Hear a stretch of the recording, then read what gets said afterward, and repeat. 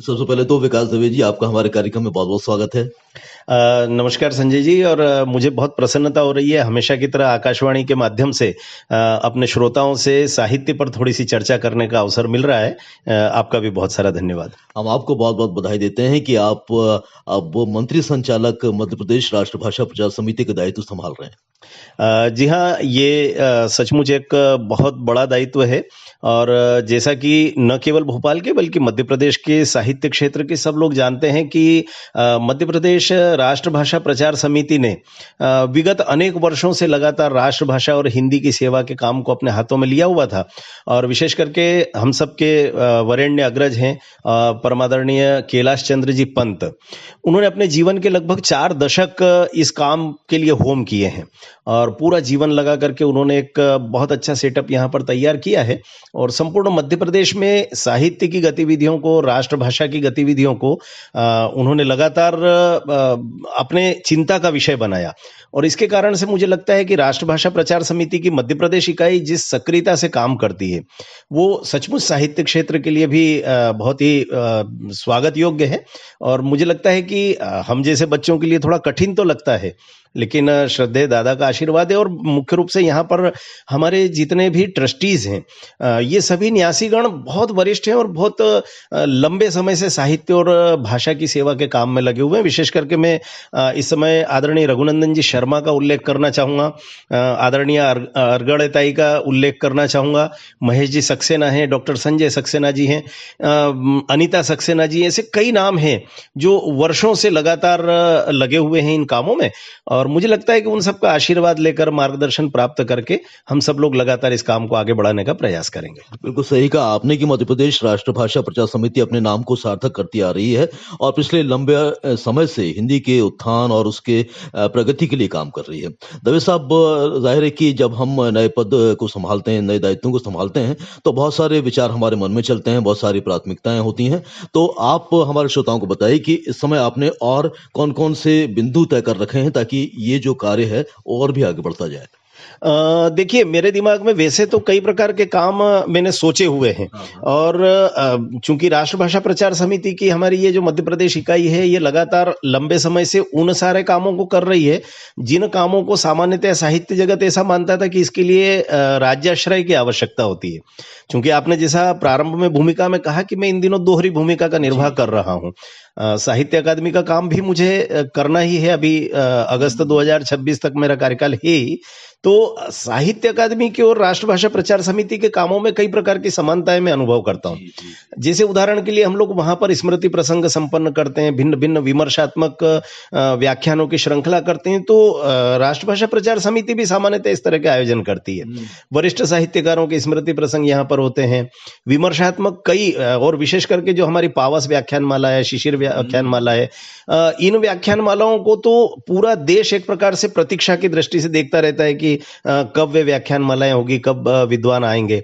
और दूसरी बात कि जैसे मध्य प्रदेश राष्ट्रभाषा प्रचार समिति के भी भिन्न भिन्न क्षेत्रों की इकाइयां हैं, जिलों में है। तो अभी इस समय मैंने आकर के जब यहाँ पर पता किया तो मुझे बहुत अच्छा लगा कि लगभग 17 जिलों तक हमारी पहुंच है। और हमने जब साहित्य अकादमी का काम प्रारंभ किया था तो वहां पर भी मेरे ध्यान में आया था कि लगभग हमारे 30 जिलों तक हमारी पहुंच थी। तो धीरे धीरे मैंने वहां पर प्रयास करके इस समय हम 170 इकाइयां गठित कर चुके हैं साहित्य अकादमी में। तो मेरा पहला लक्ष्य यही रहेगा कि हम हिंदी भवन के माध्यम से भी मध्य प्रदेश की प्रत्येक तहसील तक अपनी इकाइयों का गठन कर लें। अर्थात 53 जिले कार्ययुक्त होंगे और हमारी जितनी तहसीलें और ब्लॉक हैं वो सब भी हम कार्ययुक्त करेंगे। और इसके साथ ही चूंकि जैसे साहित्य अकादमी में साक्षात्कार पत्रिका का प्रकाशन होता है, वैसे ही हमारी जो हिंदी भवन की पत्रिका अक्षरा है वो अपने आप में बहुत यशस्वी पत्रिका है। और इस समय चूंकि आदरणीय मनोज श्रीवास्तव जी उसके संपादक का काम देख रहे हैं। हम सब जानते हैं कि मनोज श्रीवास्तव जी एक लंबे समय से एक कुशल अध्येता के नाते हम सब लोगों के बीच उपस्थित हैं।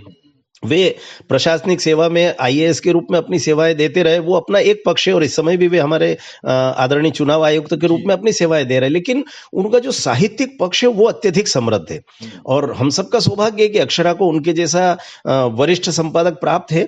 तो अक्षरा को लेकर के भी हम लोगों के मानस में यही एक भाव रहता है कि जैसे साक्षात्कार को पूरे देश भर में जाना जाता है, ठीक उसी तरीके से अक्षरा पत्रिका को भी जानते हैं सब लोग और उसकी अपनी एक प्रतिष्ठा है पहले से।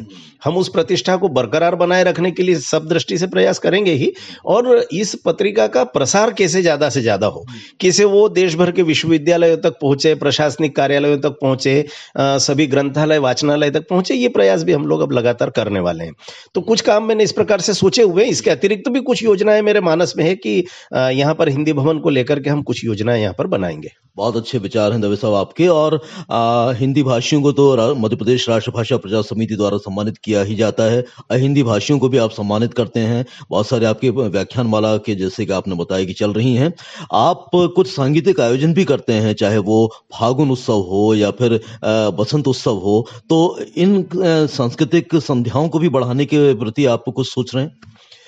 निश्चित रूप से इन सब कामों को करने के लिए पहले से भी हमारे मन में विचार है भी और सौभाग्य रहा कि कल जिस समय श्रद्धेय दादा कैलाश चंद्र जी पंत ने मुझे दायित्व बोध कराया, यहाँ पर मैं उसको पद ग्रहण समारोह बिल्कुल नहीं मानता, उन्होंने कल दरअसल एक प्रकार से मेरा दायित्व बोध का सत्र था वो, और उन्होंने मुझे कार्यभार सौंपते हुए ये अपेक्षा रखी थी कि मेरे मन में लंबे समय से ये आशा थी, अपेक्षा थी कि हम लोक साहित्य के लिए भी कुछ करें। तो आपने जैसा बताया कि ये फाग उत्सव और ये सारे कार्यक्रम जब हम संपन्न करते हैं तो दादा ने एक अपेक्षा ये व्यक्त की है कि हम इसको लोक साहित्य का भी एक बड़ा केंद्र बनाने का प्रयास करें। तो स्वाभाविक रूप से आपने जिन कार्यक्रमों का उल्लेख किया उन कार्यक्रमों का सदुपयोग हम अब मध्य प्रदेश के आंचलिक बोलियों के उन्नयन के लिए करना चाहते हैं और इसलिए मालवी, निमाड़ी, बुंदेली, बघेली का एक अच्छा केंद्र बन करके उभरे। और साथ ही एक और जो मेरी व्यक्तिगत रुचि का विषय है बाल साहित्य, बाल साहित्य को लेकर के आदरणीय जायसवाल दीदी ने यहाँ पर एक बड़ा अनुदान दिया था और उससे हमने एक बढ़िया लाइब्रेरी का एक अच्छा हिस्सा बच्चों के साहित्य के लिए सुरक्षित किया हुआ है। तो मैं प्रयास करूंगा, चूंकि मेरे जीवन के लगभग 35 वर्ष बाल साहित्य के क्षेत्र में शोध में और लेखन में बीते हैं, तो मुझे लगता है कि मैं प्रयास पूर्वक उस केंद्र को भी थोड़ा समृद्ध बनाने का प्रयास करूंगा। और आदरणीय जायसवाल दीदी से मैंने कल कार्यक्रम में भी कहा कि आप निश्चिंत रहिएगा, बाल साहित्य के क्षेत्र में हमारा केंद्र एक बड़ा केंद्र बनकर के उभरेगा, क्योंकि हमने इंदौर में भी एक बड़ा शोध संस्थान वहां पर तैयार किया, भारतीय बाल साहित्य शोध संस्थान, और उसमें लगभग 80 से ज्यादा लोगों को हमने पीएचडी की उपाधि के लिए शोध कार्य संपन्न करवाया है। तो यहां भी हम प्रयास यही करेंगे कि इसको एक बड़ा केंद्र बना करके और उभार सकें, और निश्चित रूप से आगे चल करके यहाँ भी शोध के कार्य संपन्न होंगे, ये अपेक्षा आप रख सकते हैं। और हिंदी भवन इस दिशा में काम करना शुरू कर रहा है आज से ही, ऐसा मानकर चलिए। गतिविधियां बहुत सारी हैं, कार्यक्रम बहुत सारे हैं और नई योजनाएं भी बहुत सारी हैं। अब सवाल ये उठता है कि इन कार्यक्रमों को सार्थक करने के लिए हमें पाठकों की, दर्शकों की और साहित्यवेत्ताओं की बहुत बड़ी आवश्यकता है। तो इसके प्रचार प्रसार के लिए और ज्यादा से ज्यादा लोगों को जोड़ने के लिए आपकी क्या सोच है विकास दवे जी? निश्चित रूप से इन दिनों हम सब लोग इस बात को अनुभव कर रहे हैं, और मैं तो साहस से ही सही लेकिन कार्यक्रमों में कहता भी हूं, साहित्यिक आयोजनों में, कि साहित्यिक और कला के जो आयोजन है वो दरअसल उपस्थिति की विभीषिका के दौर से गुजर रहे हैं। हम देखते हैं शासन तंत्र में भी कई बार 50-50 लाख रुपया खर्च करके, 20 लाख रुपया खर्च करके कार्यक्रम का आयोजन हो रहा है। बहुत बड़े बड़े गायक आते हैं, नृत्यकार आते हैं, इतने बड़े बड़े कलाकार, साहित्यकारों की उपस्थिति में कार्यक्रम हो रहा है और कुल जमा 10-20 लोग बैठे रहते हैं श्रोता दीर्घा में। हिंदी भवन पहले से इस दृष्टि से बहुत समृद्ध रहा है, क्योंकि हिंदी भवन का परिवार अपने आप में बहुत बड़ा है। उस दिशा में मुझे कोई बहुत ज्यादा काम करना ऐसा नहीं है, मेरे इन पुरखों की पुण्याई बहुत सारी है, और श्रद्धेय दादा ने एक परिवार, वृहद परिवार तैयार किया हिंदी भवन का। तो मुझे तो केवल इतना करना है कि इस परिवार को सहेज करके रखना है। मैं चूंकि एक बच्चे की तरह या छोटे भाई की तरह, बेटे की तरह सबके बीच में रहने वाला हूं, तो निश्चित तौर पर इन सब लोगों को साथ लेकर के जब मैं काम करूंगा तो ये परिवार, कल भी मैंने शब्द प्रयोग किया था कि इस परिवार का विभाजन कभी नहीं होगा, इस परिवार की वृद्धि होगी, इसका विस्तार होगा। तो इस विस्तार की दिशा में मैं बहुत विचार करूंगा। और कल मैंने एक दादा से इस बात का आश्वासन भी दिया है दादा को कि यहाँ पर चूंकि मातृशक्ति की इकाई बहुत अच्छी काम कर ही रही है हिंदी भवन में, एक युवा इकाई का गठन हम लोग करेंगे, और इस युवा इकाई में लगभग 40 वर्ष से कम अवस्था के युवा रचनाकारों को हम सम्मिलित करके और एक बड़ा वृहद युवा परिवार भी साथ में सम्मिलित करेंगे। और हमारी मध्य प्रदेश राष्ट्रभाषा प्रचार समिति की जितनी इकाइयां नहीं बनेगी, उनको भी हम धीरे धीरे ये आग्रह करेंगे कि आप अपने अपने कार्य क्षेत्र में, यदि आपकी जिला इकाई है, यदि आपकी संभाग इकाई है, यदि आपकी तहसील इकाई है, हम अपने कार्य क्षेत्र में भी मातृशक्ति की एक विंग तैयार करें, युवाओं की एक विंग तैयार करें और वयोवृद्ध साहित्यकारों की एक विंग तैयार करें। तो ये तीनों पीढ़ियां एक साथ मिलकर के जब साहित्य पर चर्चा करेगी, विमर्श करेगी, तो मुझे ऐसा लगता है कि मध्य प्रदेश का पूरा परिदृश्य अब तक भी बदला है और आगे भी हम बदलने में सक्षम सिद्ध होंगे। और विशेष करके हम पूरा प्रयास ये करेंगे कि हिंदी भवन की जो दिशा है, अब तक दादा ने जिस राजपथ पर इस गाड़ी को चलाया है, ये रथ दरअसल उस राजपथ पर चल रहा है जो राजपथ वैचारिक अधिष्ठान के आधार पर तैयार हुआ है। ये राजपथ सांस्कृतिक निष्ठा के आधार पर तैयार हुआ है।